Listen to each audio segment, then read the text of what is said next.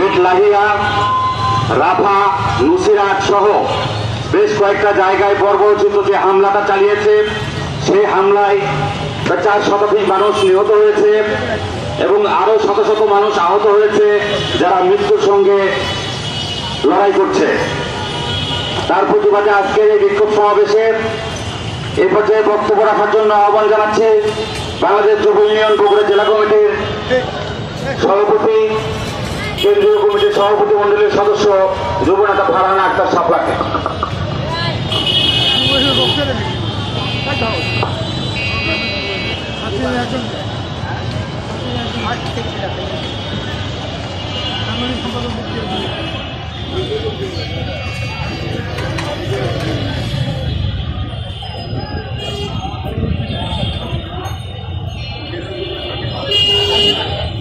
ফিলিস্তিনে যে বর্বরোচিত হামলা হচ্ছে তার প্রতিবাদে বাংলাদেশ যুব ইউনিয়ন, বাংলাদেশ ছাত্র ইউনিয়ন এবং প্রতিটি শিল্পী গোষ্ঠী আয়োজিত এই বিক্ষোভ সমাবেশে বাংলাদেশ যুব ইউনিয়ন জেলা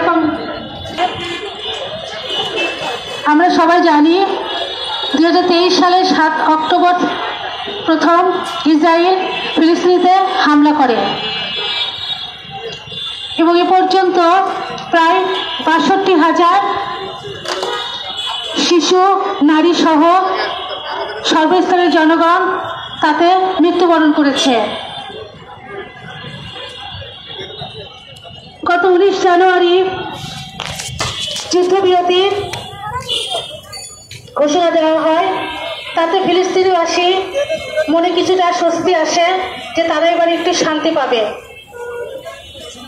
কিন্তু সবকিছু ছাপিয়ে গত মঙ্গলবার বর্বর ইসরায়েল বাহিনী আবারও হামলা করে এবং এই হামলায় ওই দিনই 4 শতাধিকের বেশি নারী, শিশু মৃত্যুবরণ করে।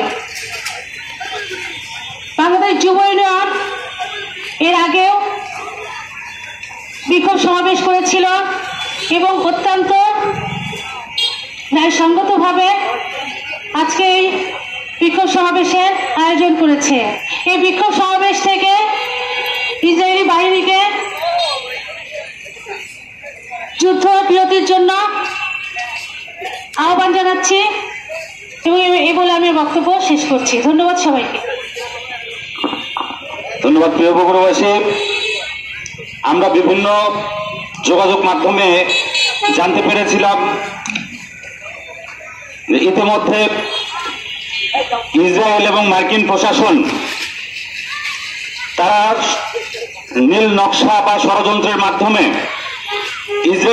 ফিলিস্তিনবাসীকে তাদের নিজ বাসভূমি থেকে উচ্ছেদ করে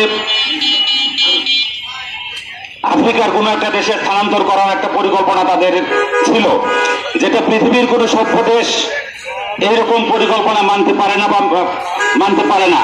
আমরাও এটা মানি না। নিজ মাতৃভূমি ছেড়ে তারা কেন পরবাসে যাবে?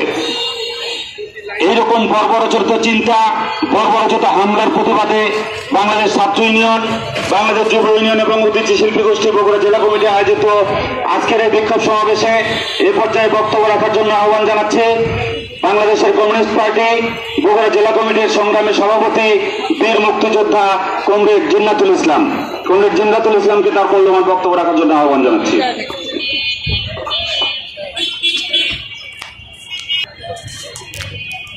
সংগ্রামী সভাপতি, সমাদৃত বন্ধুগণ,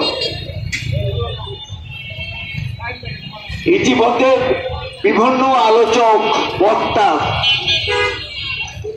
বিষয়টি আপনাদের কাছে পরিষ্কার করেছে। ইসরায়েল আন্তর্জাতিক রীতিনীতি নিয়ম অগ্রাহ্য করে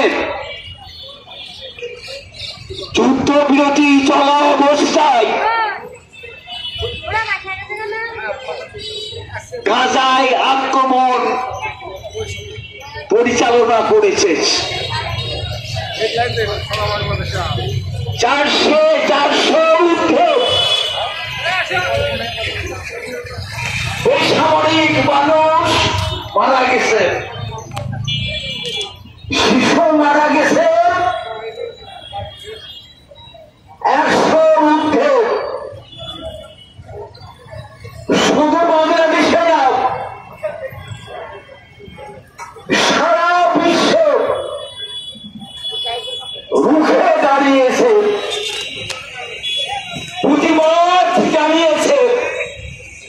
নানা কর্মসূচি পালন করছে। সমবেত বন্ধুরা আমার, ইসরায়েলের শক্তিটা কই থেকে পেল? ইসরায়েলের পিছনে রয়েছে পৃথিবীর সন্ত্রাসী রাষ্ট্র মার্কিন যুক্তরাষ্ট্র। নেতা নিয়াহু তার মতো পুষ্ট একটি সরকার পৃথিবীর একটা পৃথিবীর মানুষ যখন রাষ্ট্রপতি নেমেছে জনমত সৃষ্টি হচ্ছে। নেতা নিয়াহু কি বললেন? এই দায় আমি নিতে পারি না, এই দায় মার্কিন সাম্রাজ্যবাদ আমেরিকা। তার পরামর্শ, তার সঙ্গে আলাপ আলোচনা করে এই আক্রমণ পরিচালিত হয়েছে। সমবেত বন্ধু আমার, বিশ্ব মতামত, বিশ্বের মানুষ যদি ঐক্যবদ্ধ হয়, একটা জনমত সৃষ্টি হয়, এই জনমত আণবিক বোমার চেয়েও শক্তিশালী। যুদ্ধবিরতি চলছে। মানুষ গত মঙ্গলবার সিয়ারি খাওয়ার জন্য উঠেছে, অনেকে সিয়ারি খাচ্ছেন। এমন অবস্থায় বোমা আক্রমণ। গাজায় একমাত্র একটি ক্যান্সার হাসপাতাল ছিল, পরিকল্পিতভাবে সেখানে বোমা আক্রমণ করা হয়েছে এবং ক্যান্সার হাসপাতালটি ধ্বংস করা হয়েছে। এর আগে 2023 সালে যে আক্রমণ পরিচালিত করেছিল স্কুল, কলেজ, প্রতিষ্ঠান, মসজিদ, হাসপাতাল,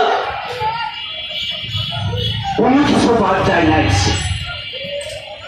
50,000-এর ঊর্ধ্বে মানুষকে তারা পরিকল্পিতভাবে হত্যা করেছে।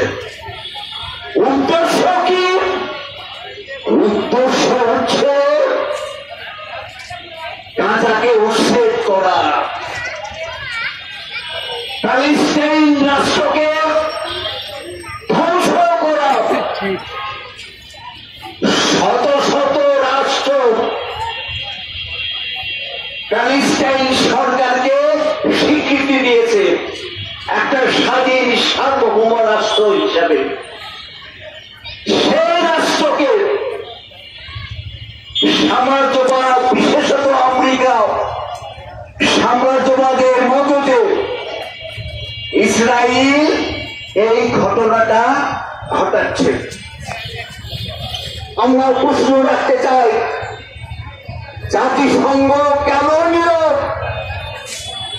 মানবাধিকার সংস্থার সংগঠন কেন নীরব?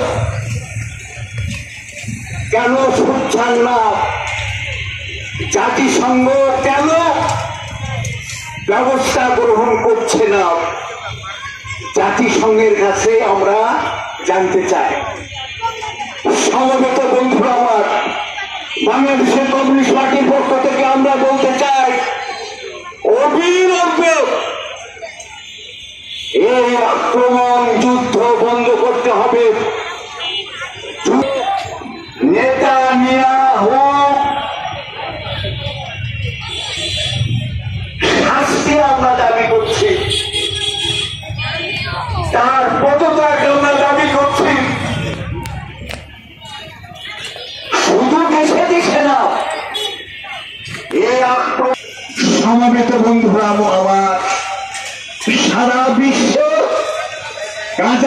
পক্ষেও প্যালেস্টাইনের পক্ষেও একটা জনমত তৈরি হচ্ছে। আমরা বলতে চাই বাংলাদেশের 17 কোটি মানুষ আমরা প্যালেস্টাইনের পক্ষে আছি, আমরা গাজার পক্ষে আছি। ও ইসরায়েলকে বলতে তাদের কাছে আহ্বান, প্যালেস্টাইনকে একটি স্বাধীন সার্বভৌম গ্রহণ করেছে। তাদের বিদ্যালয়গুলো সেটা ধ্বংস করে দিয়েছে। একমাত্র ক্যান্সার হাসপাতাল ছিল, সেই ক্যান্সার হাসপাতালটিও তারা ধ্বংস করে দিয়েছে। এইরকম এক পদ্ধতিত হামলার আমরা যুবরাজ থেকে তীব্র প্রতিবাদ জানাই। সেই সাথে ইসরায়েলের প্রধানমন্ত্রী নেতানিয়াহুর শাস্তির আন্তর্জাতিক আদালতে শাস্তি দাবি করছি। আপনারা নিশ্চয়ই অবগত আছেন, কিছুদিন আগে আমাদের জাতীয় সঙ্গীত মহাসচিব এসেছে। গরিবের এবং সবারই ভালো দাবি হয়, আপনারা এই কথা আগে শুনেছেন। আজকে আমি বলতে চাই, আজকে প্রত্যেকটা ধনী দেশগুলো এইভাবে গরিব দেশগুলোর উপর আক্রমণ, নির্যাতন করে যাচ্ছে। আমরা তার তীব্র নিন্দা জানাচ্ছি। আপনারা নিশ্চয়ই জানেন, এদেশে এডিবি, বিশ্ব ব্যাংক, ইন্ডিয়ান ডেভেলপমেন্ট ব্যাংক আমাদের ঋণ দেয়, তার আগে আমাদের সত্য জুড়ে দেয়। 100 অধিক পণ্যের দাম বাড়াতে হবে, নাহলে আমরা ঋণ দেবো না। আমাদের যারা সরকারি থাকে তারা সেই সত্য মানে নাই। আমরা তার তীব্র নিন্দা জানাই। এই যুবদের থেকে আজকের যুব সমাজের কোনো সংসদের ব্যবস্থা নাই। আজকের যুবকরা পড়াশোনা শেষ করে তারা অন্য ঘুরে চাকরির জন্য চাকরি নাই, শিল্প কারখানা বন্ধ, সেই দিকে সরকারের কোনো ভূমিকা নাই। আজকে যারা ক্ষমতায় আছেন অন্তর্বর্তী সরকারের, তার কাছে আমরা আহ্বান জানাই, অনতিবিলম্বে কর্মসংস্থানের দাবি জানিয়ে আমার বক্তব্য এখানে শেষ করছি।